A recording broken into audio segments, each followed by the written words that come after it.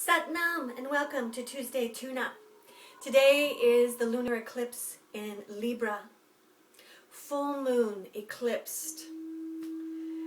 In Kundalini we understand that the moon and the sun are celestial beings.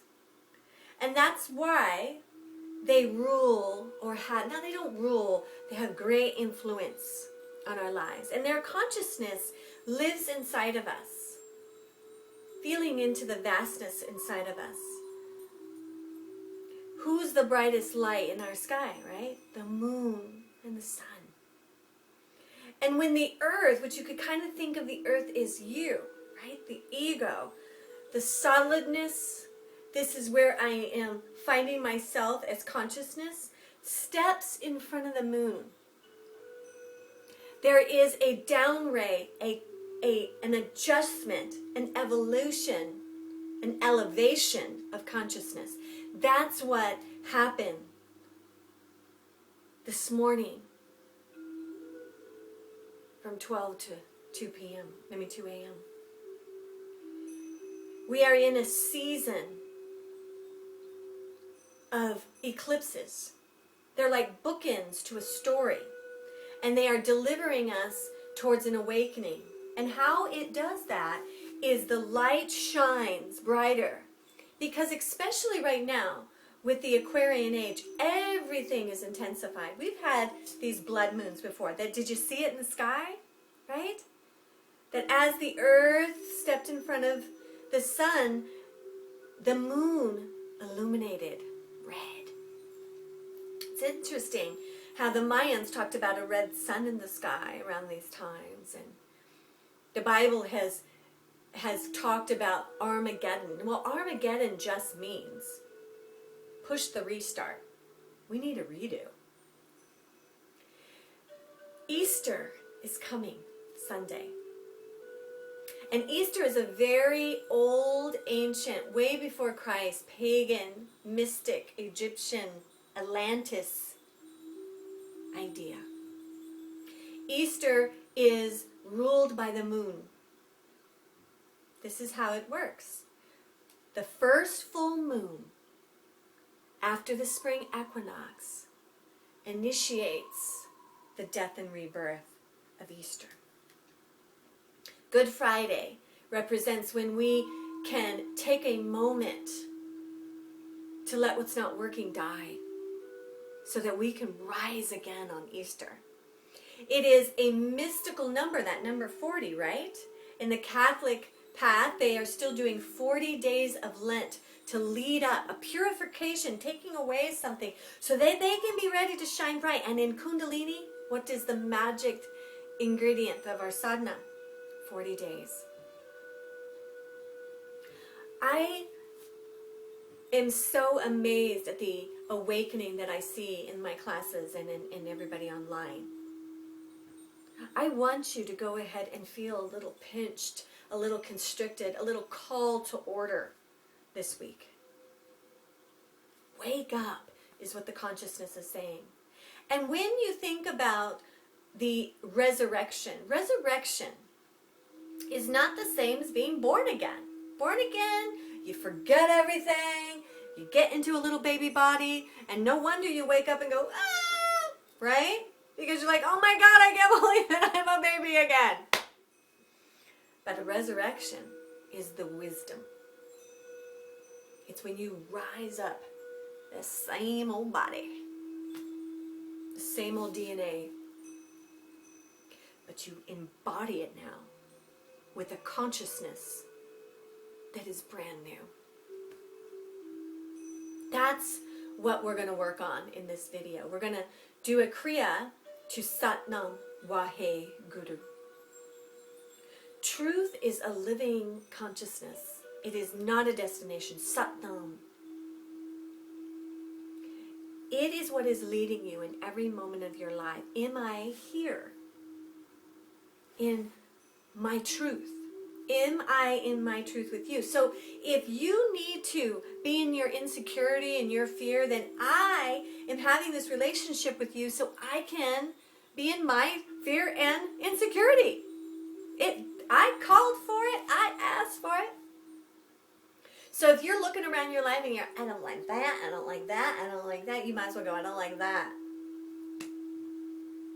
And there is a solution. Kundalini Yoga is the solution. Even if we start with just 3 minutes in the morning of a very simple way to awaken the soul. Once you're here with me, right, Yogi Bhajan's on you. Your life is changed just by listening to this now. We have a chance this week to ride in the light of the full moon. Libra is all about relationships. Instead of making war, make love. Who's giving you a hard time? Who are you most afraid of? Sometimes it's yourself. Right now, I'm really pretending somebody else is making me afraid, but it can't be them, right? And everything that they are mirroring to me is like, are you that jealous? Are you that fearful? Are you envious of people's money? In some of this, it's so bizarre because it's like, honestly, I didn't think I was at all. Boy, do I not know me very good, right? You can't be offended by who's showing up or the drama that's happening. I must have that in my consciousness. And can I love me? Satnam, in my truth. And resurrect a holy new me. Waheguru, the radiance, the ecstasy, the glory of my light. Am I ready for the resurrection? The Christ consciousness is so entwined with the Aquarian age. In a Piscean age, we think one person's Christ. And here's this little Christ dude trying to do it all for everybody. And it doesn't work, right? In the Aquarian age, as Yogi Bhajan leads us forward, it's you're the Christ, and you're the Christ, and you're the Christ, and you're the Christ. We are the Savior, the salvation. And we use the Kundalini practice, and we use the voltage and the vortex of these type of weeks to elevate or crawl our way or whatever it takes to get a little higher. You know, Yogananda said, if we can just be a little bit better each day, just don't go in reverse. We're not asking for a miracle. We're just asking to keep going forward. So one of the things that we're going to bring in with the resurrection and Easter energy is this.